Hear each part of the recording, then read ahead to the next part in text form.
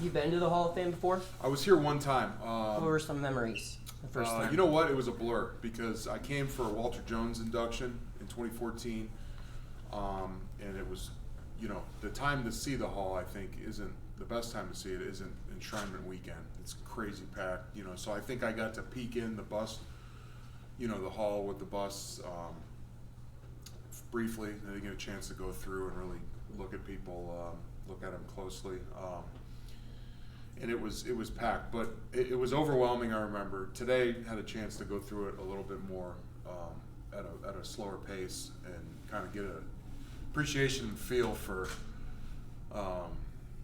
obviously the history, but just the size and the weight of the whole deal and what it kind of means and that. So it was nice to do it on a slower day. Is everything starting to sink in for you now? Yeah, I think coming here made it more so. My life's been kind of a whirlwind the last month. Nothing really related to do with the Hall. It just timed up with personal vacations and business and stuff. So I haven't really had a chance to sit down and really digest what happened last month in Miami. And so coming here and going through schedules and what to expect, and then walking through and seeing everything, it became a little bit more real, the last 2 days. What's it mean for you to join? You mentioned Walter Jones. Yeah, in the Hall of yeah, Fame. it's crazy. The best way to describe it is, at the Super Bowl, sitting in the suite, they had us up there with the All 100 team, and I'm kind of trying to eat like chicken wings or whatever and stand there and watch the game, but at the same time, I'm talking with Bruce Matthews over here and, John Hann over here. And I think it dawned on me at some time then, I'm like, holy, I'm in the same club as these guys. And these are the guys that, I watched playing as a kid. I wanted to be, and Mike Singletary's over there, it's crazy. It's like, and the next guy you bring up, it's like, man, I remember I was him when we used to play pickup games in the backyard. I was him all the time, that was me. I was all time, Jerry Rice or whatever. And then, that's crazy. Just to they let me in that club. It's humbling. Was making the Hall of Fame ever a personal goal of yours, or was that just? Oh, for sure. Early on, and that'll be a part of my speech. Is I knew, that was a goal. It was a lofty goal. There was one that, 99.9 out of 100 times you're not going to make it. You gotta have some luck. You gotta be determined. You gotta be good. All that stuff. And when you're 18 years old and you say, I want to do this, and it's like, yeah, that's great, good for you. But I mean, how many of those, I'm 335 out of however many, 27,000 guys that are even played in the NFL, let alone made it to the NFL. And so it was a lofty goal, but yeah, it was a goal of mine a long time ago. Steve, part of this question would go to the background of, the enthusiasm, the school spirit, and whatever you put into playing college ball with a Right. program like Michigan. And then bouncing that off the middle of your NFL career when, I don't know whether part of the story was you and Mike Holmgren weren't best friends. Obviously you coexisted, you were in a Super Bowl together. Right. You left shortly after. Yeah. But what was the whole sensibility of being a great college player at a school with that kind of school spirit like versus the business aspect of you're in the middle of your career on a Super Bowl team and changing teams? Yeah, I would look at my college career and having played at a school like Michigan or any of the major programs, it prepared me because whether you like to think so or not, playing football at Michigan, you're under a microscope. It's you're expected to win. Just like Ohio State down the street here. You're expected to win. When you don't win, it's not, oh shucks, we'll get them next week. It's, when are you going to turn this around? When are you going to win this game? When you won 10 games. When are you going to win 11 games? And so the scrutiny that I got that we got at the college level prepared us for the scrutiny in the NFL, if that makes sense. It was the same sense of win now. I don't really care what you're doing for tomorrow or down the road. It was win and win now because you're expected to win. And I don't think anything prepares you for the business decisions you have to make. When you start playing this game as a kid, in Pee Wee football, you play it because you love the game, and that's the reason you play it as a professional. But there are contracts involved, you know, and the way you got to look at it, and the way I got through that situation was everybody involved from, you know, from the GM, president, owner, all the way down to the person that, you know, cleans the locker room at night and you know, cleans the dishes in the cafeteria. It's their job.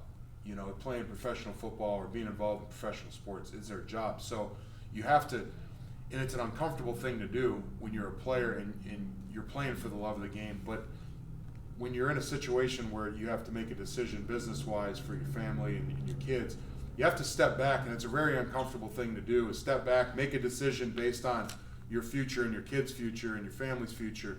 And then as soon as you can make that decision, you just try to get back into being just a ball player, you know. And for me, that was the uncomfortable part. And like you mentioned, because of the decision I made and the way that my career took the second half of my professional career after I left Seattle, there was a 10-year period where Mike and I didn't speak.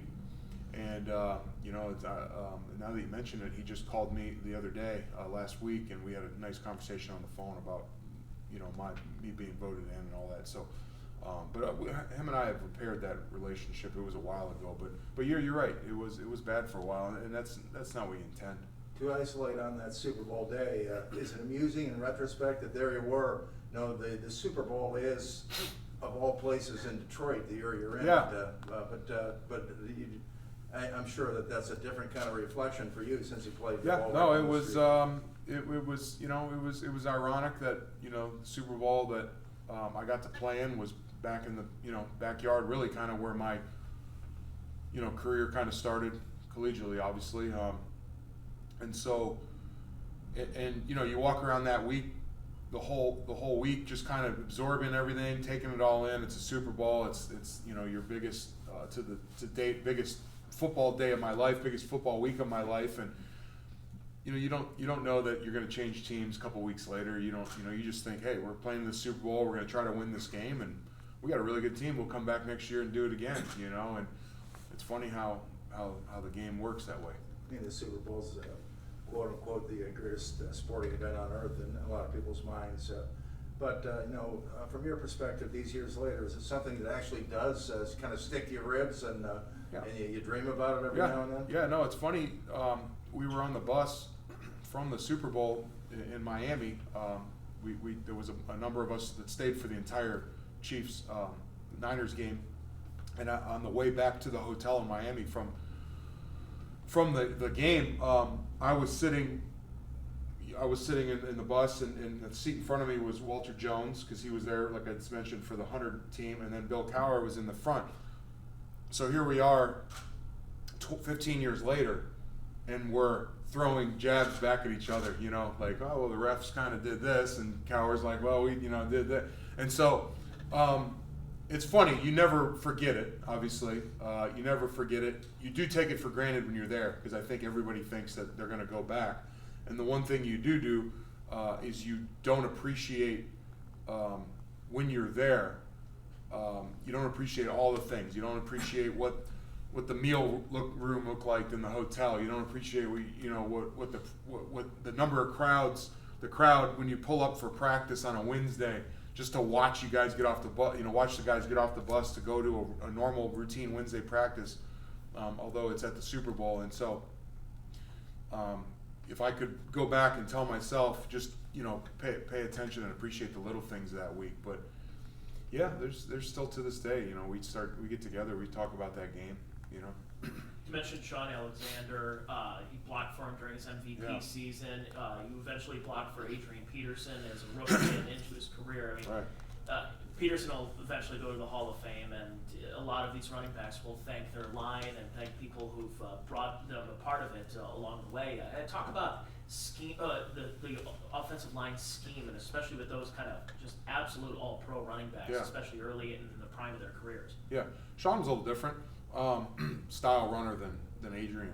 Adrian was, you know, he was kind of your one cut and hit it, and he was going to hit the hole that was there a second ago, whether it's there or not, you know. And so a lot of times my kidneys were on the receiving end of an Adrian Peterson, you know, lower shoulder, because You know, you might be blocking a guy, and maybe a guy tries to go this way, and then he sees Adrian, so he goes back in here, and that's just enough for Adrian to just blow up your kidneys. And he was going to hit you, the guy who was trying to tackle him, the ref, anybody that got in his way.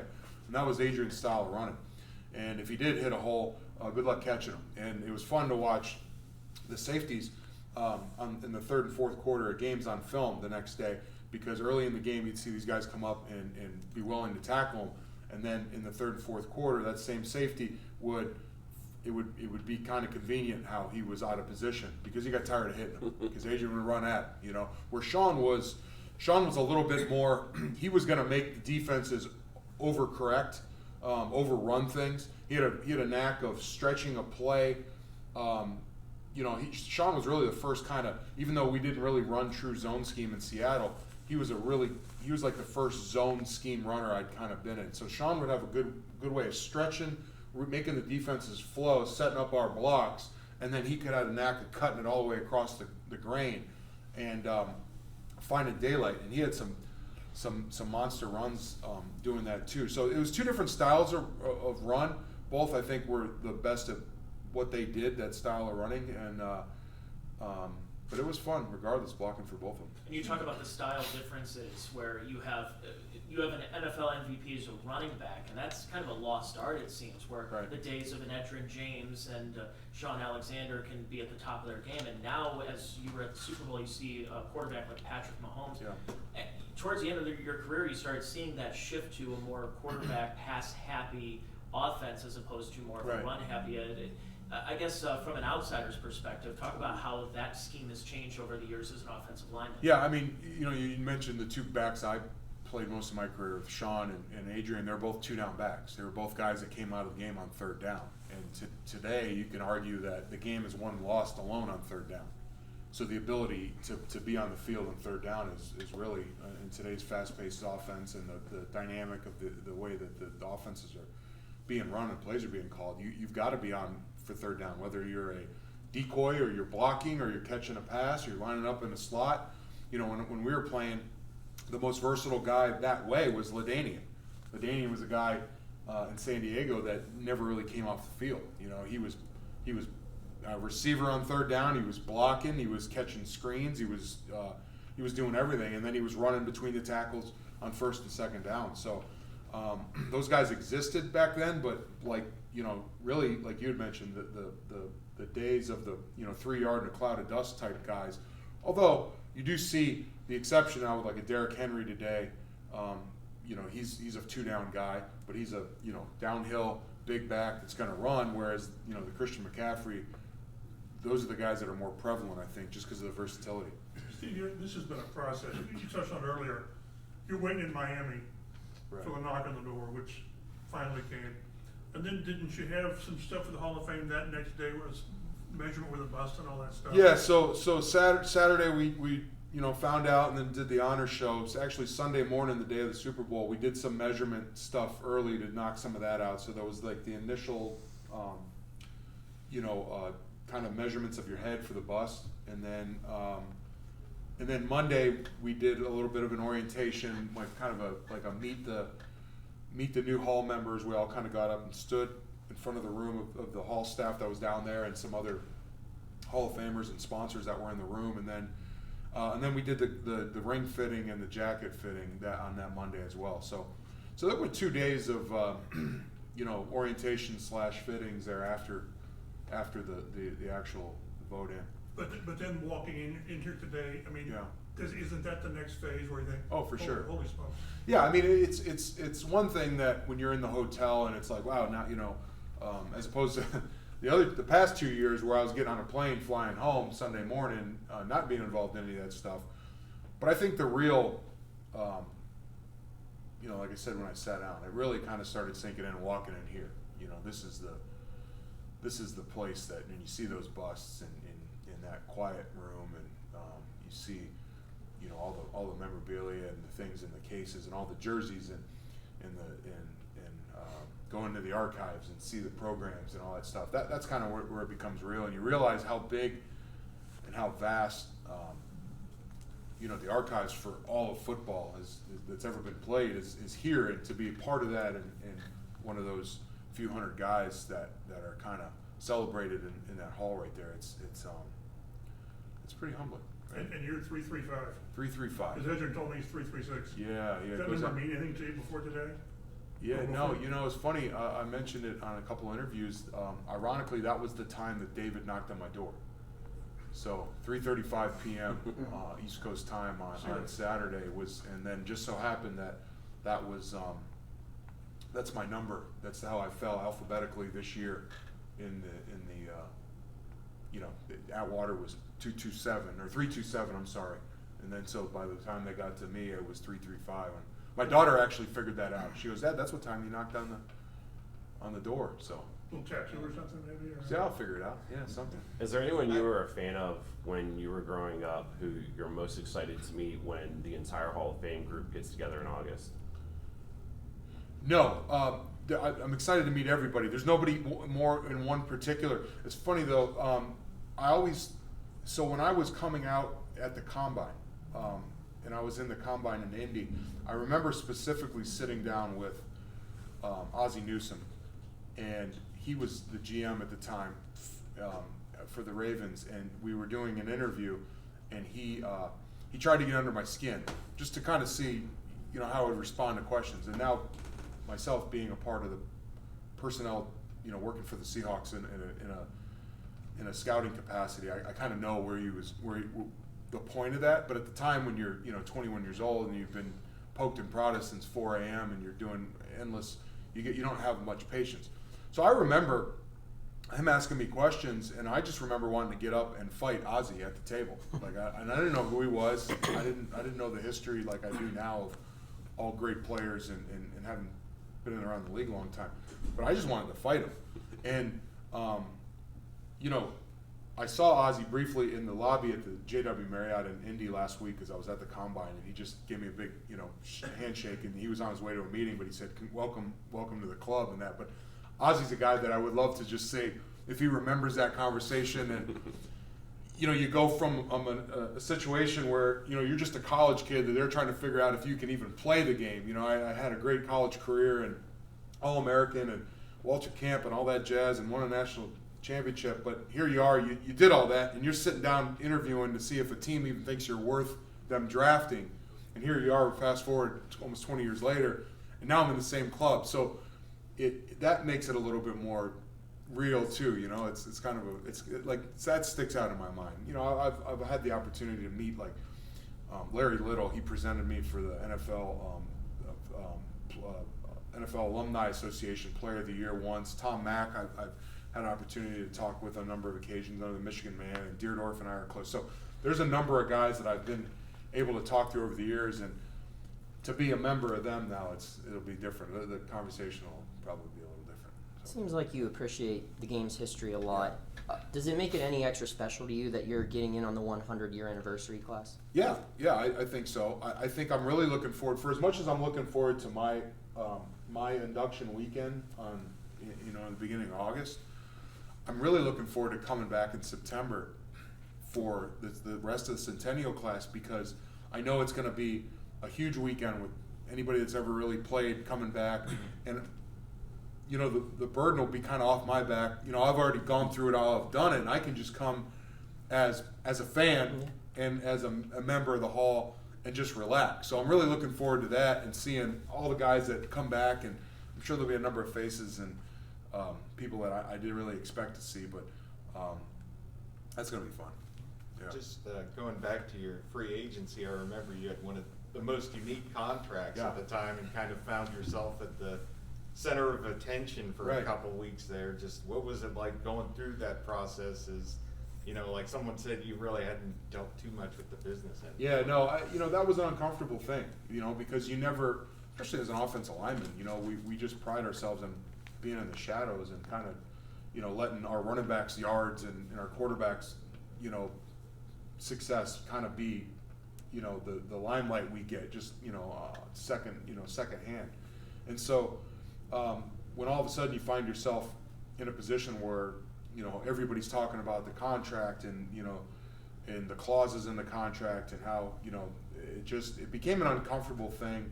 But again, it's a part of it's a part of the game at this level where, you know, you got to make, you only have so many shots of you know, being, you know, making the contract and securing yourself and your family, you know, for the future. So it was something that you had to step away, take your player hat off for a minute, make a business decision, and then kind of, you know, hurry back into the player role and pretend like, you know, it never happened. So, but it was definitely an awkward couple weeks, kind of leaving one team going to another. But it was great. I had the I was fortunate to play for. I mean, I played in Tennessee my last year, but for the majority of my career, I played for two teams with a fairly equal amount of time, and I played for two great organizations with great ownership, great fan bases. You know, we made it to a Super Bowl. We were one game away with the next, you know, from the Super Bowl in Minnesota, and you know, there's guys on teammates of mine from both teams that I still talk to on a regular basis. So I was fortunate to have, you know, a career that, even though I took a chance and went to a different team, you know, after I left Seattle, it worked out good. When you mentioned the one game away with the Vikings, you were so close to making it to another Super Bowl.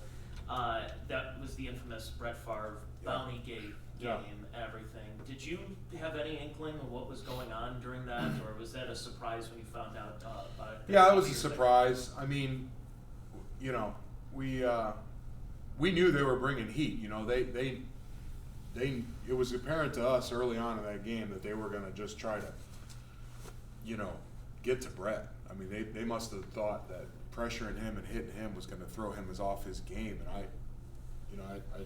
don't know where they got that notion from, because if you're looking, I mean, he's one of the toughest guys ever played the game, so you can hit him as many times as you want. He's not going to throw the ball errantly or do something different. So, plus we still had a running back number 28 in the backfield that they had to kind of watch out for. So I guess I really didn't think in the heat of the moment that there was you know, any kind of malicious intent to do something out of bounds that way. But you know, of course, you know, after the game there was a bunch of accusations and all that, and I didn't really put much stock into it. That game actually, that was a hard, you know, this first, as hard as the game against the Pittsburgh Steelers in the Super Bowl, to lose that one was, that was just as hard, you know, because I felt like the way that the overtime, you know, and then the one thing is, then you play the game and then the next year they change the overtime rules.